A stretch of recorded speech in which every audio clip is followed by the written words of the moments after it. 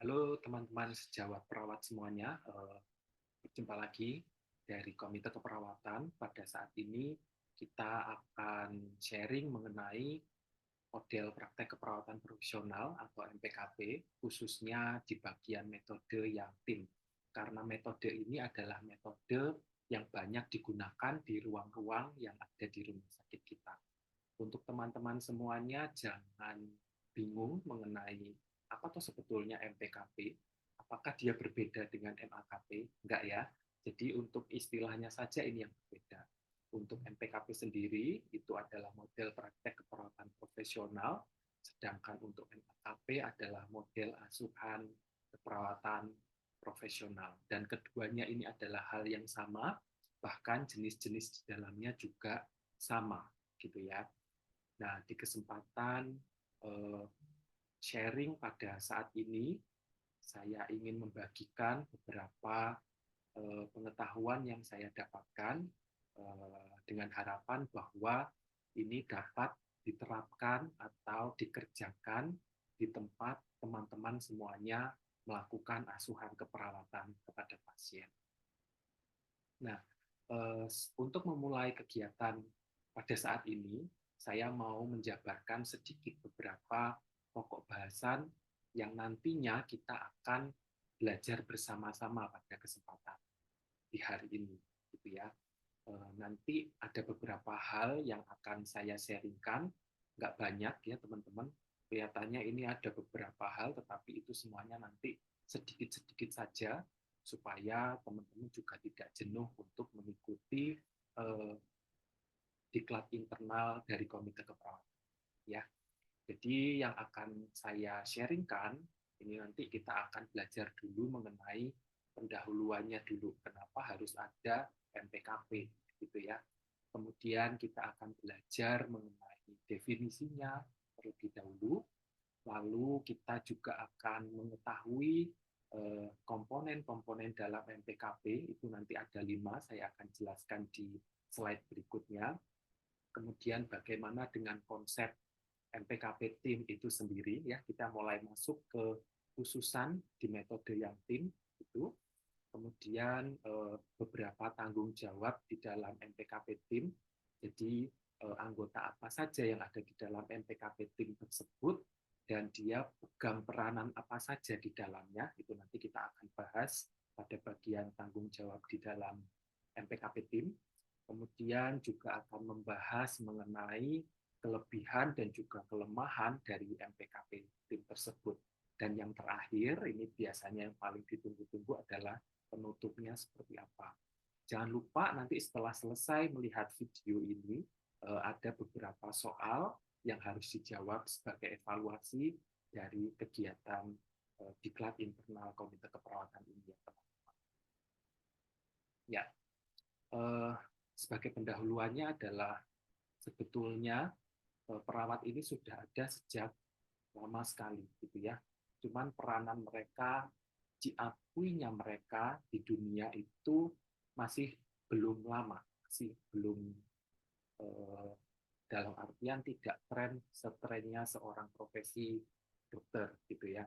Kebanyakan di zaman dulu perawat-perawat itu hanya dilihat sebagai pembantunya dokter, pesuruhnya dokter dan sebagainya. Tidak dipandang memiliki ilmu secara khusus, secara profesi tersendiri, gitu ya. Itu pun juga terjadi di negara kita. Jadi di tahun 1983, disitulah profesionalisme keperawatan itu diterima dan diakui sebagai profesi di negara kita. Nah, di tahun tersebut juga itu ada Lokakarya Nasional Keperawatan. Nah, disinilah cikal bakal diakuinya perawat di Indonesia itu sebagai bentuk bagian dari suatu pekerjaan profesionalisme, dan mulailah di situ akan ada perintisan-perintisan mulai dari organisasi, profesi, dan sebagainya. Seperti itu ya. Nah, dalam Lokakarya Nasional Keperawatan tersebut, banyak sekali upaya-upaya yang sudah dilakukan oleh Departemen Pendidikan Nasional ya. Dan di dalam Departemen Pendidikan Nasional itu juga bekerja sama dengan Departemen Kesehatan dan juga organisasi profesi. Kenapa itu harus dilakukan? Sebetulnya untuk membuka pendidikan pada tingkat sarjana pada saat itu, ya, dan mengembangkan kurikulum diplomatika keperawatan serta mengadakan pelatihan-pelatihan dan juga di dalamnya selain mengadakan pelatihan-pelatihan itu mengembangkan standar-standar praktek keperawatan. Ya. Dan juga tidak kalah penting dikembangkan di dalam eh, Departemen Kesehatan Republik Indonesia, di sana membentuk suatu direktorat khusus mengenai keperawatan. Nah, disitulah dimulai cikal bakalnya keperawatan ini diakui sebagai anggota profesional di dalam memberikan asuhan keperawatan. Dan untuk apa toh semuanya itu dikerjakan? Sebetulnya semua hal ini dilakukan untuk meningkatkan profesionalitas dan juga menjaga mutu asuhan keperawatan itu sendiri. Nah, walaupun sudah banyak yang dilakukan ya dari data-data tersebut di atas tadi, banyak hal-hal positif yang dikerjakan, tetapi masih ada hal yang belum memuaskan ternyata, yaitu di dalam pengelolaan layanan keperawatan itu sendiri, ya. Karena layanan keperawatan masih banyak mendapatkan keluhan dari masyarakat, terutama ini mengenai sikap dan juga kemampuan perawat di dalam memberikan asuhan keperawatan kepada pasien-pasien kita, ya. Sehingga perlu melakukan penanganan ekstra, dipikirkan secara ekstra bagaimana di dalam melakukan pengelolaan layanan keperawatan itu, dan akhirnya didapatkan suatu metode yang sangat baik, gitu ya, tentang model praktek keperawatan profesional atau MPKP singkatannya, atau yang kita kenal juga dengan model asuhan keperawatan profesional. Nah, itu adalah sedikit pendahuluan dari saya mengenai cikal bakal munculnya suatu layanan pengelolaan di dalam manajerial keperawatan, ya. Dan sekarang kita sudah masuk di dalam definisi di mana model praktek keperawatan profesional ini dimaksudkan adalah suatu bentuk sistem. Di dalam sistem ini ada struktur, ada proses, ada nilai-nilai profesional yang terkandung di dalamnya. Sehingga di dalam model praktek keperawatan ini terdapat struktur-strukturnya. Baik itu nanti ada kepala ruang, gitu ya, kemudian ada petugas administratif, kemudian ada beberapa ketua-ketua tim, anggota-anggota tim, dan pekarya-pekarya yang lain. Nah, itu bentuk dari strukturalitas yang ada di dalam MPKP. Dan di situ dijelaskan juga mengenai proses. Jadi di dalam model praktek keperawatan profesional ini tidak lepas dari sebuah proses juga. Dalam pekerjaannya setiap hari, proses itu terus berjalan bagaimana supaya asuhan yang diberikan itu tetap terjaga mutu dan juga keselamatannya di pasien. Nah, dari struktur, dari proses tidak lengkap jika itu tidak dilengkapi dengan nilai-nilai profesionalitasnya. Baik itu secara komunikasi, secara bersikap, pengambilan keputusan-keputusan itu juga sangat diperlukan di dalam model praktek keperawatan profesional tersebut.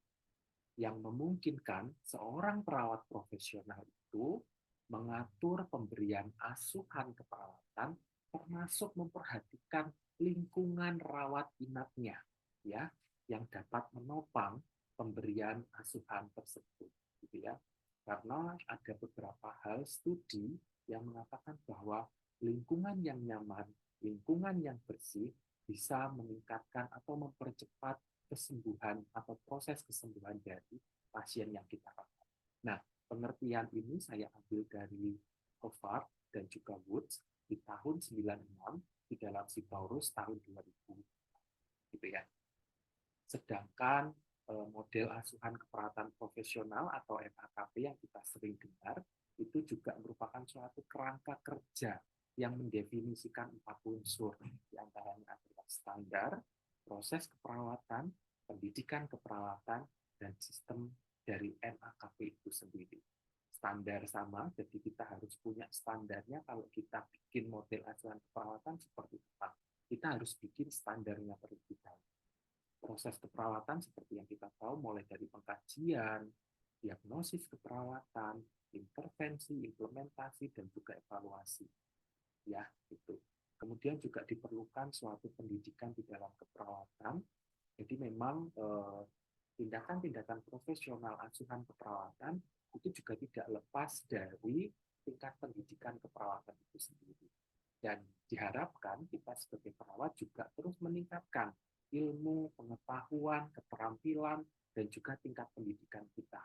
Karena apa? Karena itulah yang dituntut di dalam organisasi profesi, supaya kita tetap bisa menjaga mutu layanan asuhan keperawatan kita kepada pasien. Dan yang terakhir adalah sistem dari MAKP itu sendiri. Jadi kita mengenal ya, kalau saya dulu pernah melihat model fungsional, kemudian melihat saat ini adalah tim. Nah, itu adalah proses-proses yang dilakukan di dalam melakukan perubahan atau perombakan-perombakan di dalam layanan keperawatan, khususnya di bidang manajerial. Jadi memang kita harus mencoba satu persatu sistemnya, supaya kita tahu apa yang tepat sesuai dengan kebutuhan yang ada di tempat kerja. Gitu ya.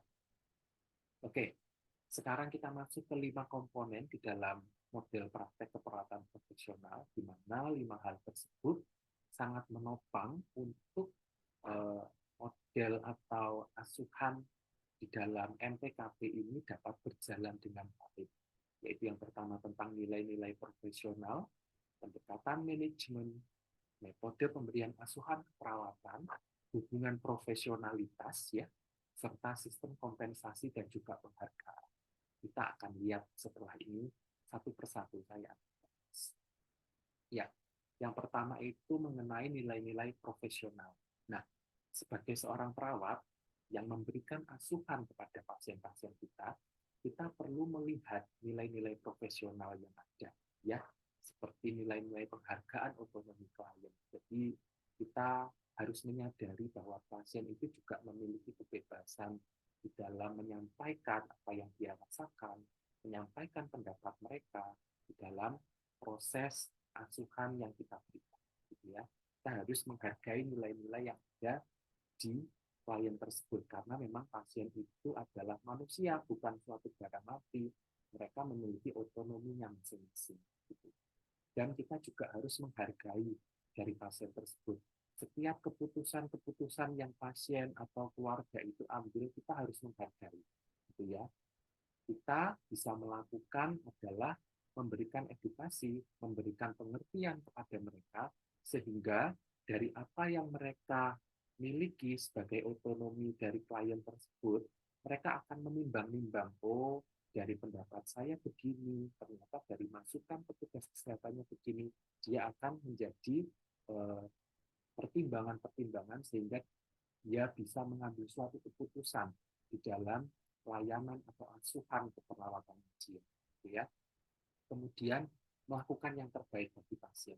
Kita tetap melakukan yang terbaik bagi pasien meskipun keputusan dari pasien itu tidak sesuai dengan harapan kita, tidak sesuai dengan tujuan kita, gitu ya. Tetapi tetap kita sebagai orang-orang profesional, ya, sebagai orang-orang profesi khususnya di keperawatan, tetap melakukan, memberikan yang terbaik bagi pasien, meskipun pasiennya itu sikapnya megelne, gitu ya. Kita tetap memberikan yang terbaik saja bagi pasien, gitu ya. Dan tidak merugikan klien tentunya. Apapun yang nanti kita lakukan, harapannya tidak menimbulkan kerugian bagi si pasien tersebut. Bagaimana untuk mencapai nilai-nilai profesional tersebut? Maka kita perlu ada komitmen dari diri kita sendiri. Dan kita juga harus memiliki pemahaman bahwa pasien-pasien yang kita layani itu memiliki nilai-nilai otonomi, dan mereka juga perlu dihargai, dan kita juga harus tetap memberikan layanan yang terbaik, dan juga tidak merugikan pasien. Nah, ini harus timbul pemahaman dari diri kita pribadi masing-masing. Dan kita harus memiliki komitmen sendiri dari dalam diri kita. Kita harus tetap sebagai seorang profesionalitas memberikan layanan yang terbaik dengan standar-standar profesional juga. Bagaimana caranya? Kita harus terus mau belajar, ya, karena perkembangan ilmu dan teknologi khususnya di keperawatan tidak stagnan berhenti begitu saja. Setiap saat itu akan ada evidence based practice di dalam keperawatan yang terus-terus diteliti dan menjadi lebih baik. Mana yang lebih baik? Teori mana yang lebih baik? Model mana yang lebih baik? Dan itu terus-terus diperkembangkan. Dan itu mewajibkan kita menjadi seorang perawat yang harus belajar dan menambah pengetahuan, bahkan itu bisa dipraktekkan atau diimplementasikan di dalam kegiatan kita sehari-hari. Sebetulnya cuma satu, semuanya itu dikerjakan untuk apa gitu ya, untuk memberikan asuhan keperawatan yang berkualitas gitu ya. Karena kalau asuhan kita berkualitas, pasiennya itu merasa puas dan kita sendiri juga mendapatkan kepuasan atas effort kita yang kita berikan di dalam memberikan asuhan yang berkualitas itu tadi. Nah, yang kedua adalah pendekatan manajemen, di mana yang menjadi fenomena saat ini tidak hanya di rumah sakit kita, dimanapun itu adanya, memang tanggung jawab seorang perawat adalah memenuhi 14 kebutuhan dasar manusia. Ya, pekerjaan kita itu sebetulnya ada di sini, gitu. Memenuhi kebutuhan dasar manusia yang ada 14 macam ini. Sebetulnya, kadang masih banyak teman-teman, ya, saya minta maaf, ada yang belum sadar bahwa ini loh sebetulnya pekerjaan kita, gitu ya. Sehingga pada saat kalau saya melihat itu adalah kegiatan-kegiatan kolaborasi yang banyak dilakukan oleh teman-teman, gitu ya. Ya, memang itu nggak bisa dipungkiri, dan jangan khawatir, itu tidak hanya di tempat kita saja, dimanapun adanya, memang keadaannya seperti ini. Tapi bagaimana kita merubah secara perlahan-lahan supaya dari diri kita sendiri itu bisa melihat profesionalitas pekerjaan perawat. Oh, ini loh, kita sebetulnya pekerjaannya di bagian ini, gitu ya. Tapi nggak apa-apa, kita akan berproses untuk menjadi yang lebih baik. Nah, di dalam pemenuhan kebutuhan tersebut dilakukan berdasarkan pendekatan penyelesaian masalah klien. Masalah-masalah yang timbul di klien tersebut, ya, itu meliputi secara observasi, terapeutik, edukasi, dan kolaborasi. Nah, ini semuanya tertuang di dalam standar intervensi keperawatan Indonesia. Jadi teman-teman boleh buka buku itu untuk melihat kalau kasus-kasus pasien yang seperti A itu pendekatan penyelesaian masalahnya seperti apa, itu bisa dilihat di dalam buku tersebut.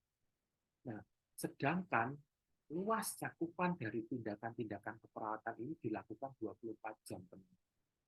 Sehingga diperlukan 3 shift di dalam satu hari untuk memberikan atau memenuhi kebutuhan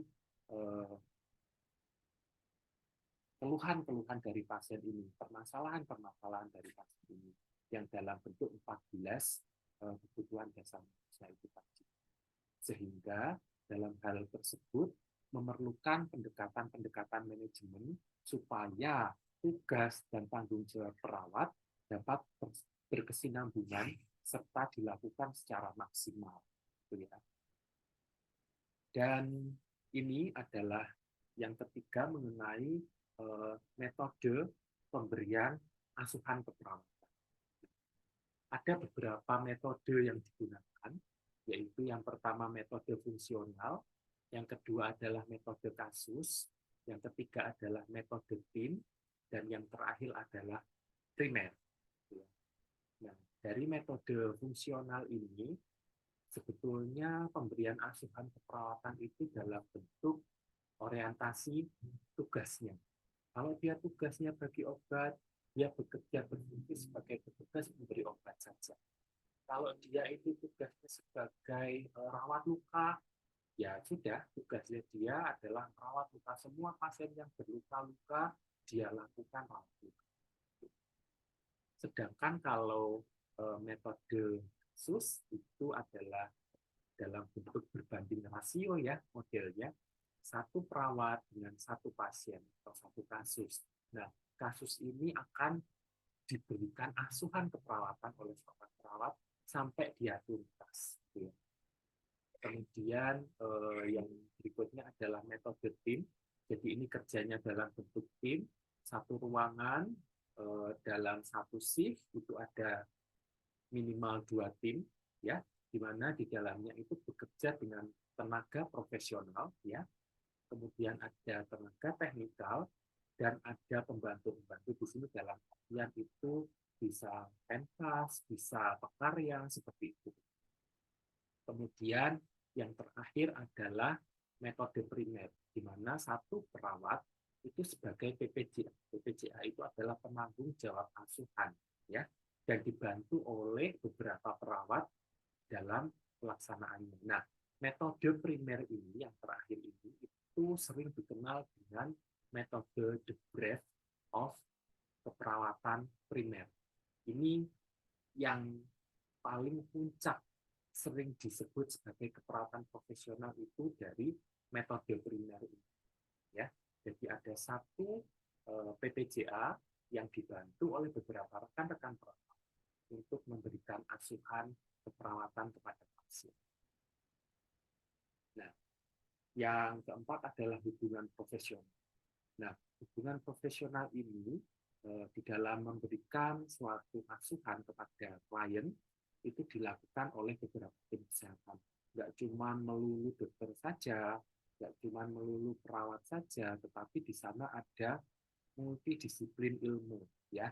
Nah, dari tim kesehatan inilah kita harus menjalin hubungan yang profesional. Fokus dari pemberian asuhan adalah si klien itu sendiri. Supaya asuhan si klien ini dapat terlaksana dengan baik, maka diperlukan hubungan profesional antar tim kesehatan.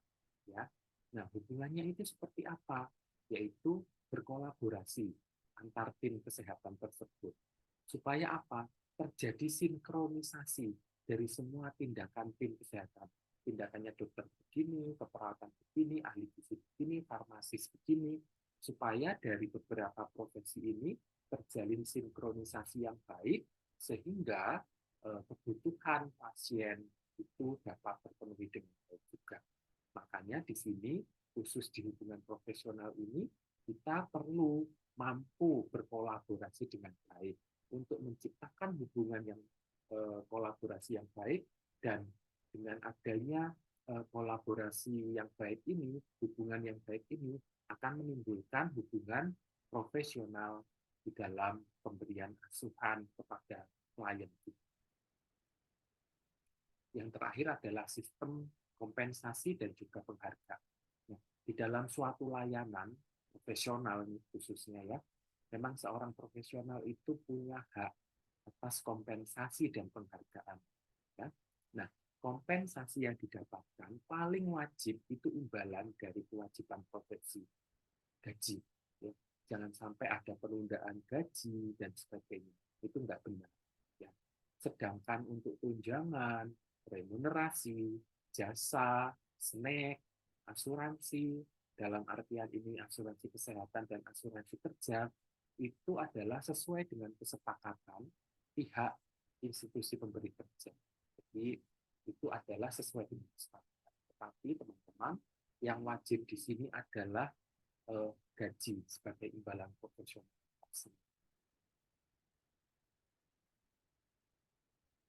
Sekarang kita masuk di dalam konsep MPKP Team, di mana konsep MPKP Team ini berdasarkan pada kelompok filosofi keperawatan, di mana kita menyadari bahwa hakikatnya manusia itu adalah sebagai makhluk yang holistik. Ya. Jadi ini yang menjadi dasar filosofi keperawatan inilah yang memperkuat konsep MPKP tim ini. Menggunakan anggota tim yang terdiri atas anggota yang berbeda-beda di dalam memberikan asuhan keperawatan terhadap sekelompok pasien. Ya, jadi untuk MPKP tim ini satu perawat itu bisa merawat 6 sampai 7 pasien. Ya. Dan di dalam konsep MPKP tim ini akan dilakukan supervise atau disupervisi oleh ketua tim. Nah, di dalam satu shift jaga keperawatan dalam suatu ruangan itu dibagi menjadi minimal 2 sampai 3 tim atau grup, gitu ya, yang terdiri di dalamnya ada tenaga profesional, ada tenaga teknikal, dan ada pekarya dalam kelompok kecil. Jadi misalkan satu shift itu ada 2 tim, jadi ada tenaga dalam satu tim itu ada tenaga profesionalnya, ada tenaga teknikalnya, dan ada pekaryanya. Nah, yang berikutnya adalah ketua tim itu harapannya harus mampu menggunakan metode atau teknik kepemimpinan. Tekniknya bagaimana itu disesuaikan dengan kondisi ruangan yang ada. Nah, keterampilan seorang ketua tim di sini sangat berperan untuk mengatur timnya dapat melaksanakan tugas-tugasnya di dalam memberikan asuhan keperawatan. Sehingga dalam satu shift itu dapat tercapai keparipurnaan di dalam memberikan asuhan keperawatan. Dan di lain pihak juga harus ada komunikasi efektif yang sangat penting supaya terjadi kontinuitas rencana keperawatan yang terjamin. Jadi rencana-rencana kegiatan keperawatan yang akan dilakukan pada saat itu yang sudah disusun oleh ketua tim itu harus ada komunikasi di dalamnya sehingga semuanya tidak ada yang terlewat, tidak ada yang salah, sehingga bisa berjalan seiring sesuai dengan rencana. Dan anggota tim juga harus menghargai kepemimpinan dari ketua tim tersebut. Kita harus merespek atau menghormati tugas yang diberikan kepada anggota tim supaya, oh ya, beliau adalah ketua tim saya harus menghargai, dan saya harus melaksanakan tugas sesuai dengan mandat yang diberikan oleh ketua tim tersebut. Jikalaupun toh ada sesuatu hal yang tidak pas, misalkan, itu bisa dikomunikasikan secara efektif itu tadi ya, tidak secara yang tidak profesional, tetapi kita melakukannya dengan komunikasi yang efektif. Sehingga rencananya itu yang sudah disusun dengan baik, tidak terjadi kesalahan, tidak terjadi nggak enakan di dalam melakukan tugas-tugasnya. Gitu. Nah, sedangkan kepala ruang sendiri itu berperan penting untuk mendukung model MPKP tim. Ya, dia harus memberikan dukungan baik secara moral kepada setiap ketua tim dan juga anggota tim atau seluruh yang ada di dalam tempat dia pimpin. Gitu. Nah, kita masuk di dalam tanggung jawab di dalam MPKP tim ini. Kita yang pertama akan bahas adalah tanggung jawab seorang kepala ruang terlebih dahulu. Apa sih sebetulnya di dalam MPKP tim tanggung jawab seorang kepala ruang? Ya, pastilah dia dalam bentuk manajerial. Kalau kita sudah ngomong manajerial, kita pasti ingat teori-teori tentang perencanaan, organizing, kemudian supervise atau arahan-arahan, dan juga pengawasan-pengawasan. Gitu ya. Nah, itulah hal-hal yang menjadi tugas utama seorang kepala ruang di dalam MPKP model tim ini. Nah, kita bisa lihat satu-satu nih dari model perencanaan itu apa yang bisa dikerjakan oleh kepala ruang, gitu ya. Ya, jadi kepala ruang ini di dalam proses perencanaan dia itu bertanggung jawab untuk menunjuk ketua tim. Ya. Untuk tim 1 ketuanya siapa, tim 2 ketuanya siapa. Gitu. Kemudian dia juga bertanggung jawab untuk mengidentifikasi tingkat ketergantungannya pasiennya. Untuk kelolaannya tim satu itu yang total care berapa, yang parsial care berapa, yang minimal care berapa, itu adalah identifikasi di dalam perencanaan seorang kepala ruang. Kemudian dia juga mengidentifikasi jumlah perawat yang akan jaga di shift tersebut. Nanti kira-kira kalau pasien sekian butuhnya perawatnya berapa, itu adalah tanggung jawab dari dari kepala ruang di dalam NPKP tim. Kepala ruang juga ikut visit dokter karena itu untuk mengetahui kondisi pasien dia di dalam ruangan yang dia pimpin sebetulnya. Kemudian juga merencanakan strategi keperawatannya seperti apa, kemudian menjaga terwujudnya visi dan misi keperawatan seperti yang sudah disampaikan oleh Ibu Kepala Bidang ya. Kita memiliki visi dan misi keperawatan yang sudah dijelaskan. Kemudian juga di dalam pengorganisasian teman-teman, kepala ruang ini bertanggung jawab merumuskan metode penugasan. Jadi ini ditugaskan untuk merawat pasien kamar mana saja di dalam satu tim ini. Misalkan gitu ya, kamar 1 sampai kamar 5 kayak gitu. Itu adalah kelolaan dari tim 1.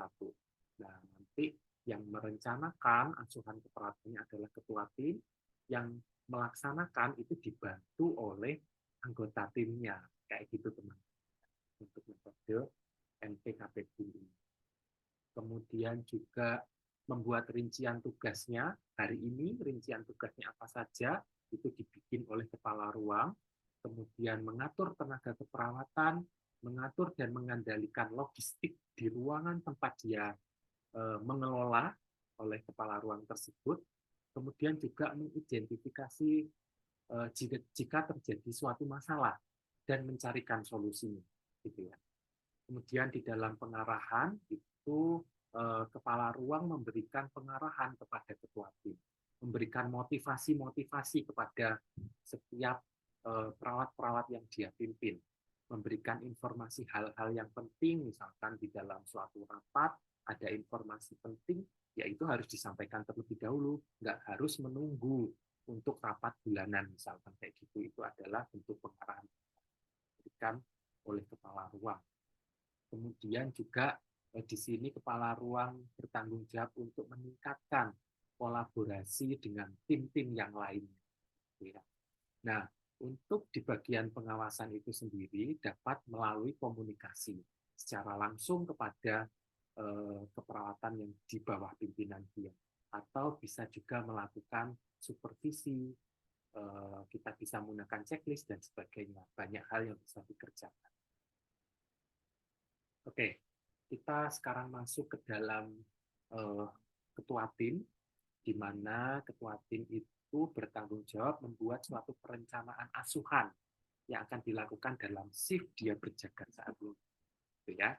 Kemudian juga membuat penugasan kepada anggota timnya, melakukan supervisi dalam artian apa yang ditugaskan, apa yang sudah direncanakan oleh ketua tim ini tadi sudah dikerjakan atau belum oleh anggota timnya, dan melakukan evaluasi di akhir shift untuk dilakukan serah terima kepada tim berikutnya. Seperti itu. Kemudian harus mengenal atau mengetahui kondisi-kondisi pasien dan menilai tingkat kebutuhan pasien. Pasien-pasienku ini kebutuhannya apa? Dia harus bisa menilai, dia harus bisa mengetahui masing-masing pasien tersebut. Kemudian kita juga harus mengembangkan kemampuan dari anggota tim kita. Jadi memang kita nggak bisa memilih di dalam satu tim kita, kerja kita, semuanya kudu bisa mengimbangi pekerjaan kita. Pastilah di sana nanti ada anggota tim yang cepat nangkep, terlambat nangkep, kayak gitu. Nah, tetapi itu semua bukan menjadi penghalang bagi kita untuk memberikan arahan-arahan kepada mereka. Tetapi bagaimana ada kalanya, ada waktunya, nanti kita perlu juga mengembangkan kemampuan dari anggota-anggota tim yang ada di dalam tim kita. Lalu kita juga perlu menyelenggarakan konferensi apabila ada kasus yang langka, kemudian ada kasus yang sulit, kompleks.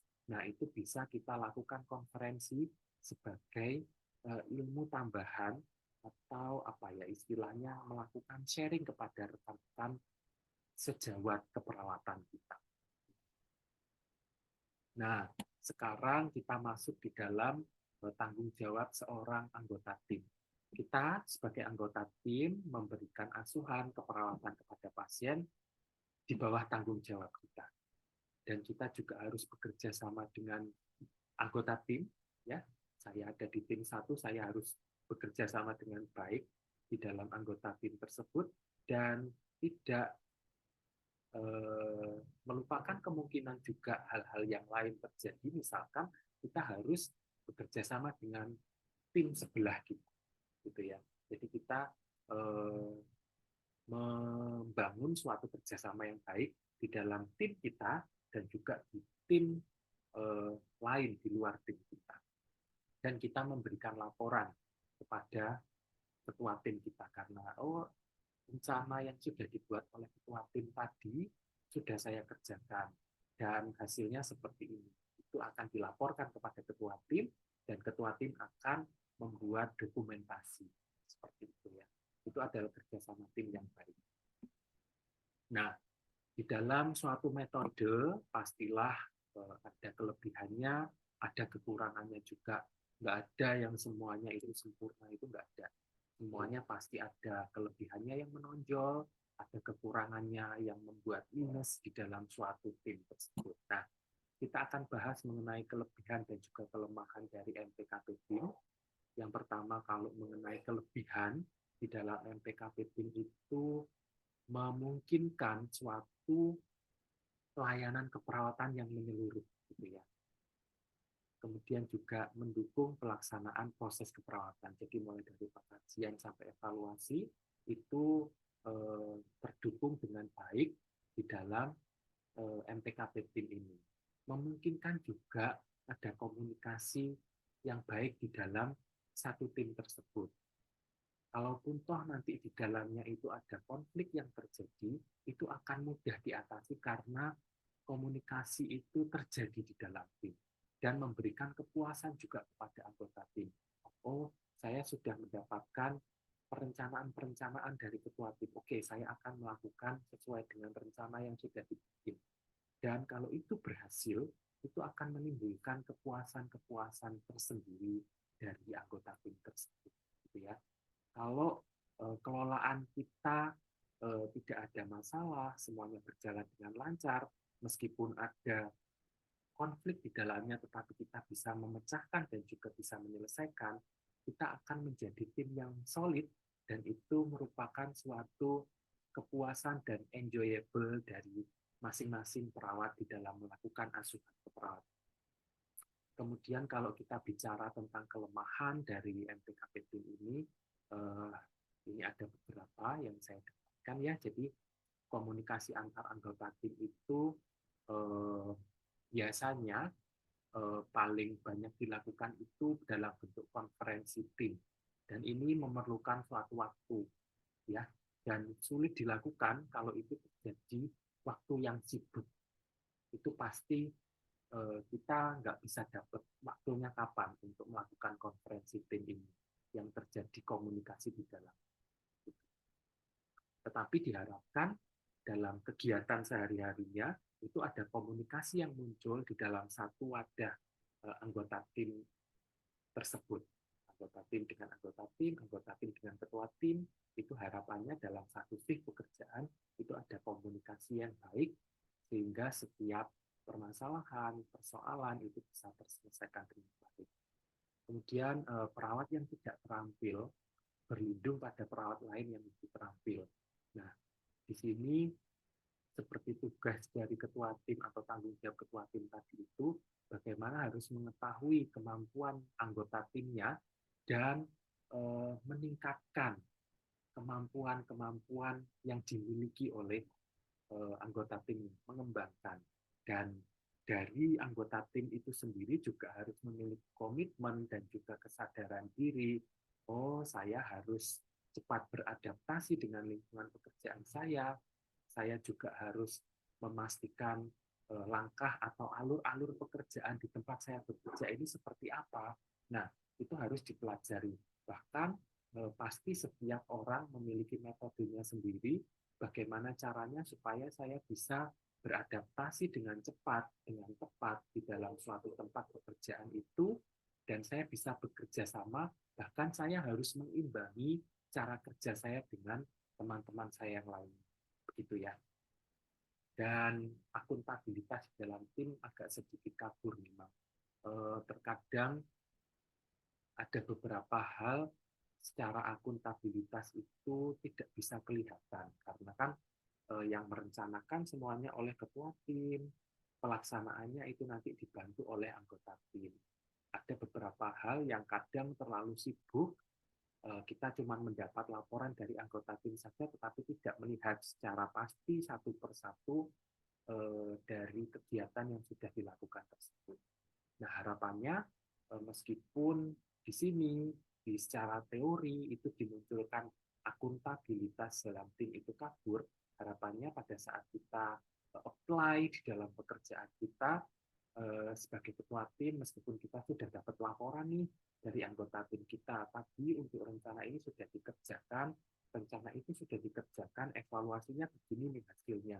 Kita tetap bisa turun untuk melihat, oh betul ya apa yang diomongkan oleh anggota tim saya untuk melengkapi dokumentasi keperawatan yang akuntabel tersebut.